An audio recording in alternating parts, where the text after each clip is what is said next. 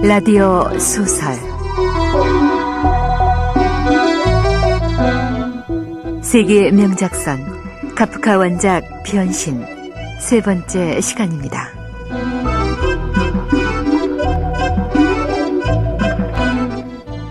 지난 이야기.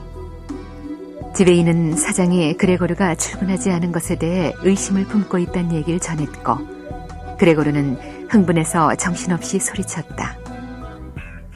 자신은 지금 아픈 것뿐이고 곧 나아서 일을 할 수 있다고 그레고르는 수없이 많은 말로 자신을 변명했지만 문 밖의 지배인과 부모님은 그 말을 한마디도 알아듣지 못했다.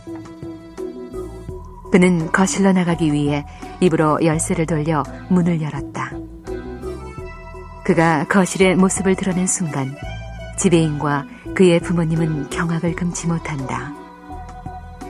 그의 모습이 너무도 흉측했기 때문이다.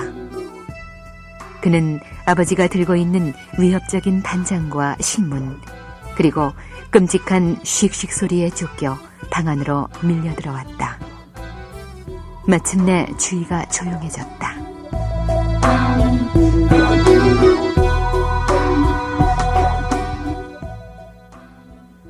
저녁 무렵에야 그레고르는 겨우 혼수 상태와 같은 깊은 잠에서 깨어났다.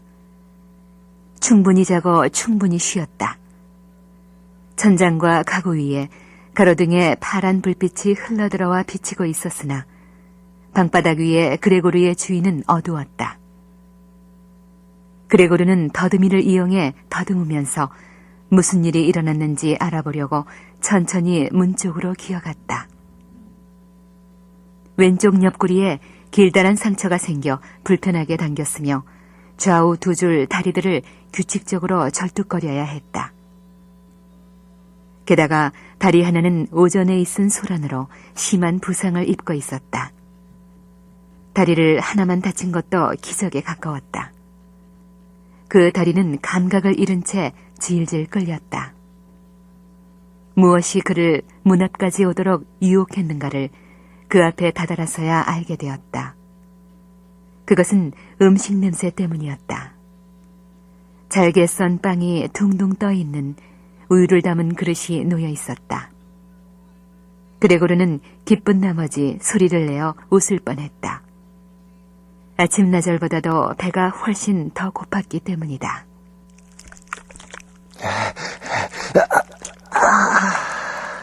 오전에 다친 왼쪽 옆구리가 심하게 당기는군.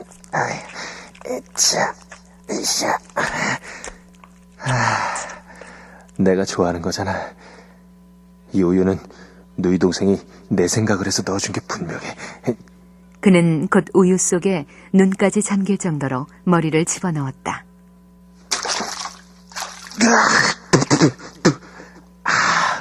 원래 이런 맛이었나? 몸도 아프고 음식도 맛없고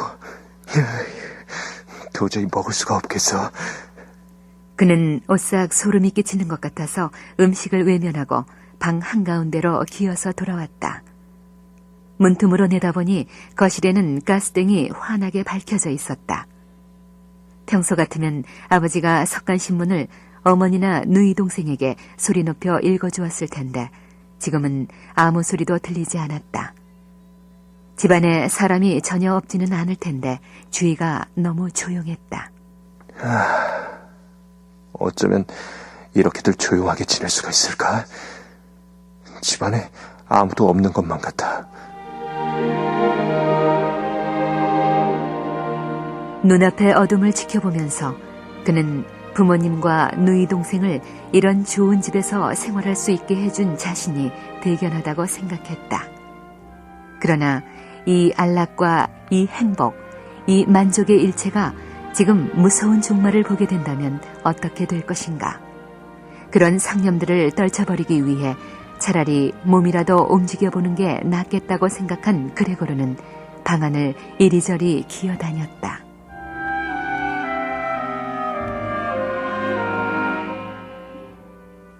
긴 저녁 시간이 지나는 사이에 옆쪽 문이 한 번, 그리고 맞은편 문이 한 번 빠끔히 열렸다가 금방 닫혀버렸다. 누군가가 방에 들어올 일이 있었던 모양이지만 불안이 앞서서 망설이는 눈치였다. 그레고르는 거실로 통하는 문 옆에 몸을 바짝 붙이고 들어오기 꺼리는 방문자를 어떻게 해서든 방 안에 들어오게 하든가 최소한 상대가 누구인가 하는 정도는 알아보려고 했다. 그러나 문은 더 이상 열리지 않았다. 기다려보았으나 헛일이었다.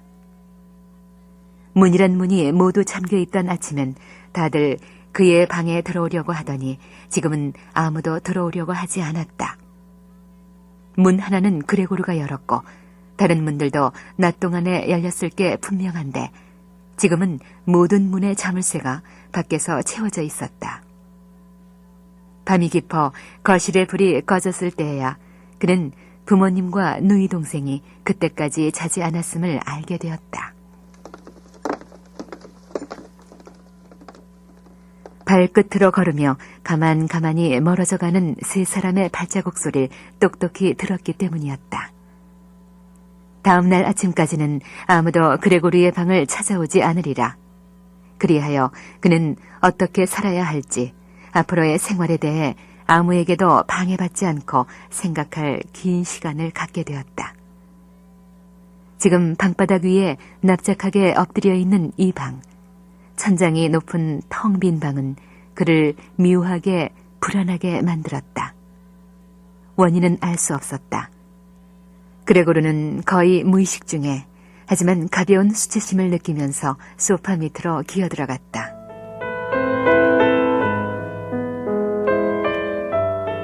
등 허리가 약간 눌리고 고개를 쳐들 수는 없었지만 소파 밑은 아주 편안했다.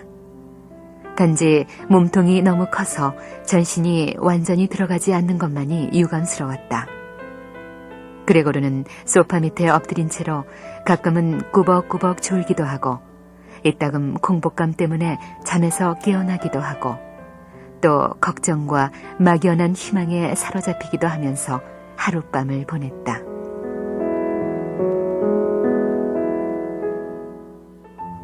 날이 채 밝기도 전인 새벽녘에 그레고르는 굳게 다진 결심을 시험해볼 기회를 얻었다. 어느새 옷을 갈아입은 누이 동생이 긴장된 표정으로 문을 열고 방 안을 들여다본 것이다. 그녀는 한참 만에 소파 밑에 있는 오빠를 발견하자 몹시 놀랐다. 그렇게 놀랄 건 없는데 방 안 어딘가에 그가 있는 건 당연한 일이 아닌가. 날아서 도망칠 수도 없는 노릇이니 말이다. 누이 동생은 너무 놀라서 문을 쾅 닫아버렸다. 그러나 자신의 태도를 부끄럽게 생각했는지 금방 다시 문을 열고 발끝으로 걸어서 방 안으로 들어왔다. 마치 중병 환자나 낯선 사람의 방에 들어오는 듯한 태도로. 그레고르는 소파 가장자리까지 목을 내밀어 누이 동생을 바라봤다. 내가 우유를 마시지 않은 이유를 알까? 배가 고프지가 않아서가 아닌데 좀 더 입맛에 맞는 다른 걸 갖다 줬으면 그렇게 해준다면 얼마나 좋을까? 어머, 우유를 마시지 않았네. 왜 마시지 않았을까? 누이 동생은 의아스러운 표정으로 그대로인 우유 그릇을 봤다. 그릇 주위엔 약간의 우유가 흘렀을 뿐이었다. 그녀는 그릇을 집어들었다. 맨손이 아니라 걸레 조각으로 말이다. 그러고는 밖으로 나갔다.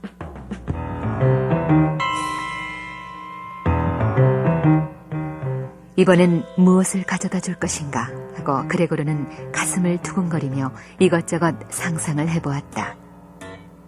그러나 누이 동생이 친절한 마음에서 가져온 걸 보고는 말문이 막혀버렸다. 그녀는 오빠의 기호를 시험해보기 위해 여러 가지 음식물을 한꺼번에 갖고 와서 그것들을 헌 신문지 위에 늘어놓았다. 반쯤 썩은 묵은 야채와 소스가 말라붙어 있는 저녁 식사 때 먹다 남은 뼈다귀, 건포도와 편도 몇 개. 그레고르가 이틀 전에 이런 것도 먹을 수 있는 것이 아니냐고 말했던 치즈, 아무것도 바르지 않은 빵과 버터를 바른 빵, 똑같이 버터를 발라 소금을 뿌린 빵, 또 그레고르 것으로 정해졌을 접시를 갖다 놓고 거기에 물을 따랐다. 그리고 그레고르가 그녀 앞에서는 먹지 않을 거라는 걸 알았는지 세심히 신경을 써서 급히 방을 나가더니 자물쇠를 채웠다. 다른 사람이 보지 않으니 마음 편히 먹으라는 그녀의 신호였다. 먹으러 가기 위해 그의 다리들이 꿈틀거리기 시작했다. 상처는 어느새 다 나아버린 모양이다. 이제는 아무데도 아픈 데가 없다. 그레고르는 몹시 놀랐다. 한 달 전에 손가락을 약간 베었는데도 그 상처가 어제까지도 욱신욱신 쑤셔대지 않았던가. 어떻게 조금도 아프지 않을 수 있지? 바로 어제 아침에 다쳤는데 말이야. 그럼 뭐야? 그만큼 내 감각이 둔해졌다는 거잖아. 맛있는 냄새. 이 치즈 정말 맛있겠는걸? 그는 허겁지겁 치즈를 먹었다. 치즈는 그 어떤 음식보다 그의 구미를 당겼다. 치즈, 야채, 소스 순으로 재빨리 먹어치우면서 만족한 나머지 눈에는 눈물까지 흘러나왔다. 그런데 신선한 음식은 맛이 없었고 냄새조차도 견딜 수 없어서 그는 먹고 싶은 것만을 일부러 한쪽 옆으로 끌어가 먹었다.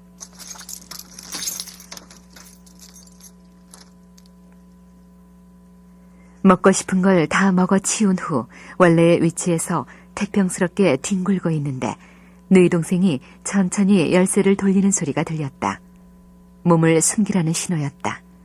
막 잠이 들려는 상태였음에도 불구하고 그는 그 소리에 놀라 급히 소파 밑으로 기어들어갔다. 누이 동생이 방 안에 있는 동안의 짧은 시간조차 소파 밑에 들어가 있는 일이 그레고르로서는 쉽지 않은 고역이었다. 음식을 양껏 먹었기 때문에 배가 불러 그 비좁은 장소에서는 숨조차 제대로 쉴 수 없었기 때문이다. 치즈랑 야채, 고기를 먹고, 빵엔 입도 되지 않았네.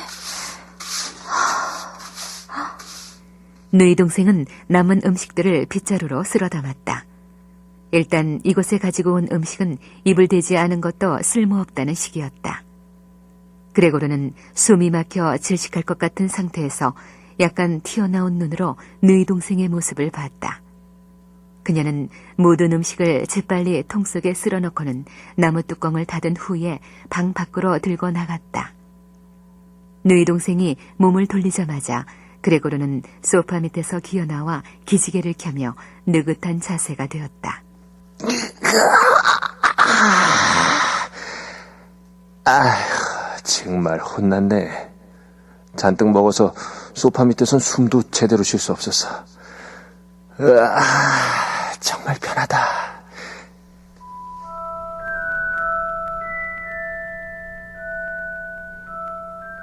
매일매일의 식사가 이런 식으로 그레고르에게 제공되었다. 아침 식사는 부모님과 새로운 하녀가 자고 있을 때, 점심 식사는 식구들의 식사가 모두 끝난 후에 주어졌다. 왜냐하면 부모님이 점심 후에 늘 잠시 동안 낮잠을 잤고 하녀는 누이 동생의 심부름으로 시장을 보러 외출하기 때문이었다. 물론 아무도 그레고르를 굶겨 죽이려 생각하지 않지만 그런 시간에 음식을 주는 이유는 결국 집안 사람들이 그레고르를 피하고 싶었기 때문이며 그레고르에 대한 이야기는 누이 동생의 입을 통해서 듣는 것만으로도 충분하다고 생각했기 때문이다. 누이 동생은 어쩌면 부모님의 슬픔을 조금이나마 덜어주고 싶은 마음이었으리라. 그가 변신하던 날 일하던 하녀는 즉시 해고시켜달라고 무릎을 꿇고 청하다시피 했고 15분 후 떠나면서 해고해준 데 대해 눈물로 감사해하며 그 누구도 요구하지 않았건만 이번 일을 아무에게도 말하지 않겠노라고 굳게 맹세하고 떠났다. 이제는 누이 동생과 어머니가 부엌 일을 하지 않으면 안 되었다. 그러나 그리 힘들지는 않았다. 사람들이 거의 아무것도 먹지 않았기 때문이었다. 한 사람이 다른 사람에게 많이 먹으라고 자꾸 권했지만 그렇게 해도 아무 소용이 없었다. 아니, 왜? 벌써 그만 먹으려고? 많이 먹었어요. 이것도 좀 더 먹어봐라, 응? 됐어요. 왜요? 당신도 그만 드실 건가요? 많이 먹었어. 아버지, 맥주를 좀 가져다 드릴까요? 그러세요. 맥주라도 좀 더 드세요. 제가 가는 게 싫으시면 문지기 여자를 보낼 수도 있어요. 됐어. 안 마시겠다. 그만둬.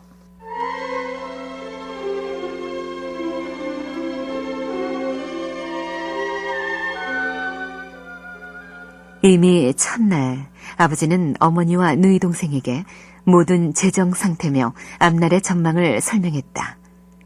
그리고 이따금씩 아버지는 5년 전 그의 가게가 파산했을 때 건져낸 작은 금고와 문서나 장부 같은 걸 꺼내오곤 했다. 그것은 어떠한 점에서는 그레고르가 감금 생활을 시작한 이래로 그의 마음을 위로해주는 최초의 것이었다. 아버지와 어머니의 대화를 엿듣고 그레고르가 안 것은 여러 가지로 타격을 받았음에도 불구하고 옛날 재산이 아직도 조금 남아있으며 그동안에 전혀 손을 대지 않았기 때문에 어느 정도 이자가 불어났다는 것이다. 지금까지 난 아버지가 파산으로 빈털터리가 됐다고 생각했어. 적어도 아버지는 내게 아무런 말씀도 하지 않으셨잖아. 그때 난 오로지 우릴 절망으로 몰아넣은 사업의 불운을 가족들의 머릿속에서 지워버리기 위해 열심히 일했어. 그래서 하룻밤 사이에 미미한 일개 점원에서 외판원으로 뛰어오를 수 있었던 거야. 그때 내가 번 돈을 집으로 가져와 가족들의 앞에 내놓자 놀라며 기뻐하던 가족들 얼굴이 눈에 선하구만.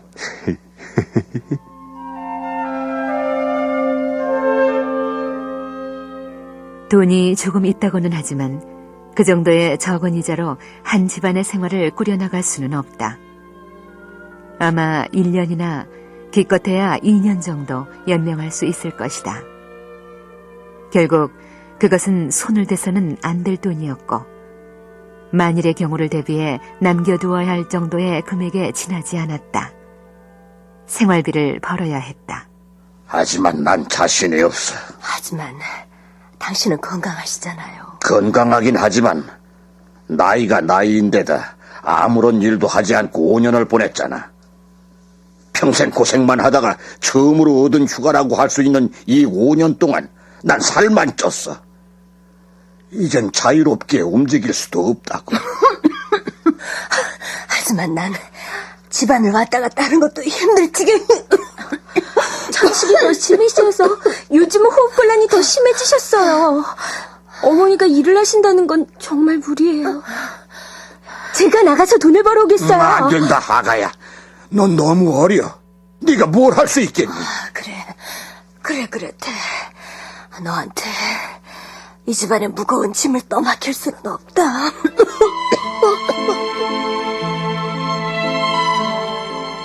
그레고르는 가죽 소파 위에서 밤새도록 소파에 씌워진 가죽을 쥐어뜯는 일이 많아졌다. 그런가 하면 힘드는 줄도 모르고 의자를 창가로 밀고 가서 창턱에 기어오르기도 했으며 어떤 때는 그 의자에 의지한 채 창에 기대 예전의 창밖을 바라보면서 느꼈던 일종의 해방감을 막연하게 회상하기도 했다.